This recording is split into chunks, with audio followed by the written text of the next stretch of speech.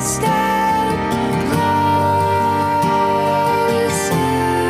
selamat dari Dajjal yang kelima, lari ke Mekah ke Madinah. Kalau tidak bisa apa tadi? Masuk ke dalam rumah, tutup pintu, tutup jendela rapat-rapat. Kan begitu Pak ya? Dan ketika kita dengar Dajjal sudah sampai di kota kita, maka bacalah surah Al-Kahfi. Dan cukup sekali. Salah saya ulang balik baca. Ketika kita dengar Dajjal sudah pergi dari kota kita, baru kita berhenti membaca itu. Kemudian wanita-wanita kita lepaskan kembali. Alhamdulillah kita selamat.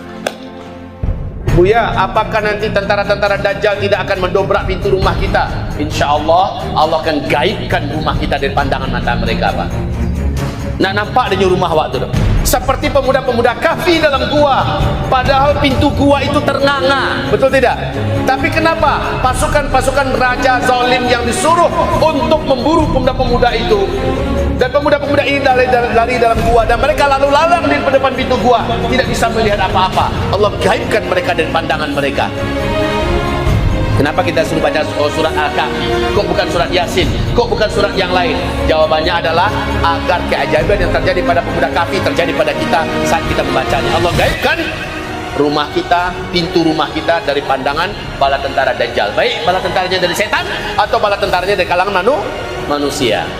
Yang keenam, cara selamat dari Dajjal adalah bila kamu tertangkap oleh tentara-tentara Dajjal, kaki tangan Dajjal, dan kamu tidak bisa lari, kamu tidak bisa sembunyi lagi, maka ketika kamu bertemu dengan Dajjal, Nabi perintahkan baca di depan Dajjal 10 ayat pertama dari surat Al-Kahfi. Masya Allah, tadi dibaca di sini saya dengar, merinding saya dengarnya Pak. Itu tadi membaca pakai Al-Quran itu udah hafalan.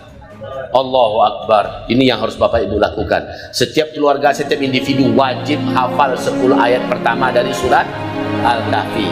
Atau kata Rasulullah, boleh 10 ayat penutup dari surat Al-Kahfi. Boleh, pilih yang mana? Pilih yang di pertama atau pilih yang 10 terakhir, tidak apa-apa. Dan fasihkan hafalan kita seperti fasihnya kita membaca Al-Fatihah. Nanti kalau kita ketangkap oleh kaki tangan Dajjal atau oleh tentara Dajjal, kita diseret berjumpa dengan Dajjal, saat itu kita baca di depan Dajjal. Nah kalau kita nggak hafal, gimana kita membacanya? Kan nggak mungkin kan kita bawa Quran kemana-mana. Pas ketangkap, nanti di depan Dajjal, Tuan Dajjal tunggu dulu, buka. Nggak sempat, udah keburuan masuk hipnotis Dajjal, udah keburuan duluan masuk sihir Dajjal, jadi harus hafal. Dan hafalnya mesti lancar. Baca.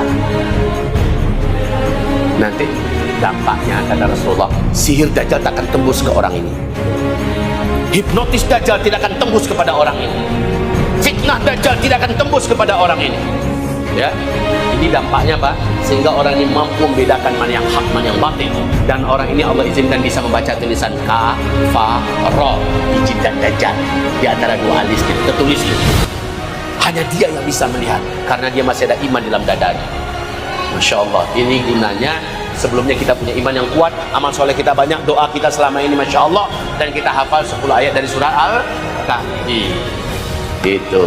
Terakhir, cara selamat dari Dajjal adalah nanti Dajjal akan paksa kita masuk ke salah satu daripada ciptaan saya ini, neraka saya atau surga saya. Maka kata Nabi, masuklah ke nerakanya Dajjal. Siapa yang masuk ke nerakanya Dajjal, dia akan langsung masuk ke surganya Allah Subhanahu wa ta'ala. Tapi yang Nabi perintahkan adalah masukkan dulu kepalamu, api teras wangi. Tapi ketika kita mendekat, masukkan kepalamu akan langsung merasa sejuk dan nyaman. Lalu masukkan badan semuanya. Jangan di ujung-ujung dulu. Angin nak ya? Angin nak ya? Atau ujung kaki awak cibuk-cibuk. Angin nak? Panas! Tapi kalau kamu masukkan dulu kepalamu, inilah gunanya orang yang ngaji Pak ya, dia tahu apa yang harus dilakukan. Pilih apinya Dajjal.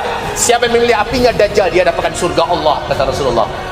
Dan ketika dia masuk, kepalanya dulu terasa sejuk, masukkan semuanya, syahidlah dia. Syahidlah dia. Dan dia akan langsung masuk ke dalam surganya Allah. Tapi siapa yang memilih air sungainya Dajjal, dia minum, langsung hilang imannya. Padahal tadi masih ada iman. Tapi ya air Dajjal yang dipilihnya, dia minum, langsung hilang imannya, dan dia pun murtad, kafir, dan dia akan menjadi ahli neraka Allah, kekal di dalam neraka jahanam selama-lamanya. Nauzubillah.